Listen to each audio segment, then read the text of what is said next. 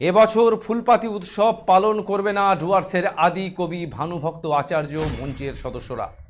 এর বদলে বরং সম্প্রতি প্রাকৃতিক দুর্যোগে ক্ষতিগ্রস্ত সিকিম ও পশ্চিমবঙ্গের জেলাগুলোর মানুষদের সাহায্য করবেন তারা। বুধবার রাতে আলিপুরদুয়ার জেলার মালঙ্গি এলাকায় এক বৈঠকের মাধ্যমে এমনই সিদ্ধান্ত নেন তারা। এ বিষয়ে উল্লেখ্য, নেপালি সম্প্রদায়ের কাছে অন্যতম বড় উৎসব ফুলপাতি উৎসব। ডুয়ার্সের পাহাড় ও সমতলের প্রায় সকল নেপালি সম্প্রদায়ের মানুষেরা প্রতি বছরই উৎসাহ ও উদ্দীপনার মধ্য দিয়ে এই দিনটি পালন করে থাকেন। এই দিনটিতে নিজস্ব পোশাকে নিজেদের সংস্কৃতি তুলে ধরে নেপালি সম্প্রদায়ের মানুষেরা ফুলের ডালা পালকির আদলে কাঁধে নিয়ে প্রতি বছরই ফুলপাতি উৎসবের শোভাযাত্রা বের হয় ডুয়ার্সে বিভিন্ন প্রান্তে। সেই ডালাতেই ফুল নিবেদন করেন সাধারণ মানুষেরা, সংগৃহীত ফুল নিবেদন করা হয়। তবে এবছর এই উৎসব পালন না করার সিদ্ধান্ত নিয়েছেন ডুয়ার্সের আদিকবি ভানুভক্ত আচার্য মঞ্চের সদস্যরা। তাদের কথায়, বর্তমানে উৎসব উদযাপনের চেয়ে প্রাকৃতিক দুর্যোগে ক্ষতিগ্রস্ত মানুষকে সাহায্য করাই বেশি জরুরি। তাই এবছর তারা ফুলপাতি উৎসব পালন করছেন না।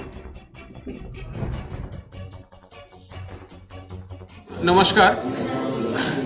हम लोग आज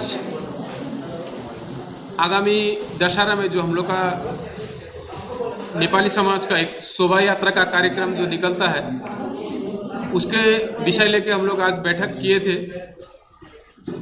इस बैठक में हम लोग का हाशीमारा का आदि कवि भानुभक्त एकता मंच के जितने भी सदस्यगण प्लस हमारे आसपास के जितने भी चाय बागान हाशीमारा क्षेत्र के प्रतिनिधि सब यहाँ पर उपस्थित हुए थे। तो हमारा मूल मकसद था कि आगामी जो 21 तारीख बड़ा दशहरा के टाइम में जो हमारा समाज का एक फूलपाती का जो शोभा यात्रा निकलता था, उसके विषय में चर्चा करना, या तो उसको कैसे हम लोग को करना है उस विषय लेके एक बैठक था।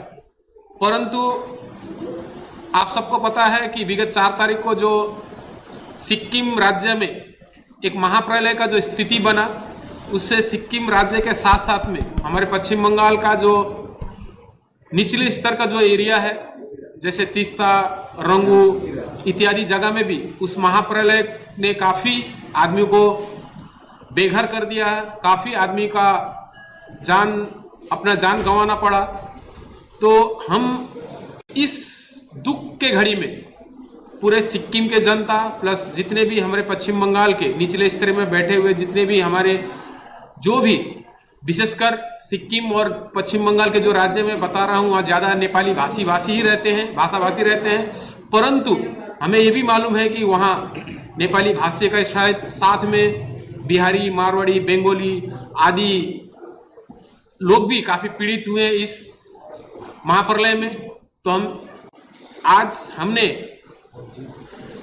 यह निर्णय लिया कि जो 21 तारीख को जो हमारा शोभा यात्रा निकालना था, उसे हम स्थगित कर रहे हैं।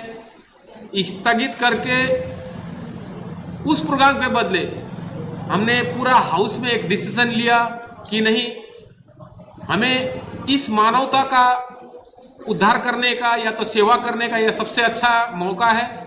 तो हम लोग पूरा मंच के सदस्य ने और पूरा जितने भी यहाँ पर हमारे बाकी सदस्य उपस्थित थे, उन्होंने एक स्वर मिला के कहा कि नहीं, हम लोग इस बार शोभा यात्रा नहीं करके हम लोग अपने तरफ से आर्थिक स्थिति हो या कुछ सामान वगैरह दे के हो, इस तरह से वहाँ के वासियों को, वहाँ के आदमियों को हम लोग सेवा प्रदान करेंगे। तो आज यही हम लोग एक निर्णय में पहुँचे हैं कि जी बोलिए, आज का कार्यक्रम थोड़ा बताइए। नमस्कार। सर्वप्रथम आज हम लोग मलंगी प्राइमरी स्कूल में एक सभा रखे थे। आदि कवि भानुभक्त आचार्य एकता मंच के सभी सदस्यगण उपस्थित थे।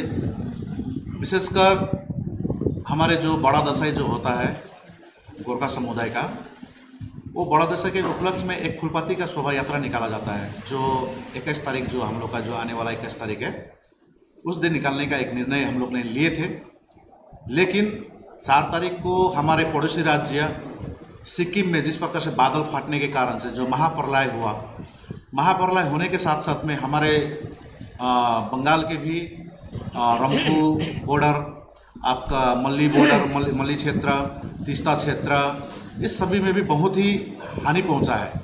इसके साथ में ही हमारे अपने विगत दिन देखा हमारे यहाँ पे जो बिमल उराव जी का जो शव यात्रा हम लोग ने शामिल हुए थे वहाँ पे, वो भी वहीं पे ही वो मैंने जो बाढ़ में फंस के ही उनका भी मृत्यु हुआ था, जिनका शव हम लोग ने गजलडुबा में उद्धार किया था, उनके शव यात्रा में हम लोग शामिल हुए। तो हम लोग जो आदि कवि भानुभक्त आचार्य एकता मंच के जितने भी एग्जीक्यूटिव मेंबर, जितने भी हम लोग सदस्य हैं, हम सभी ने मिलकर एक निर्णय लिया कि जो आने वाले 21 तारीख के जो फूलपत्ती शोभा यात्रा जो करने वाले थे उसको स्थगित करते हुए हम लोग उस बाढ़ पीड़ितों को हम लोग कुछ सहायता करेंगे। कुछ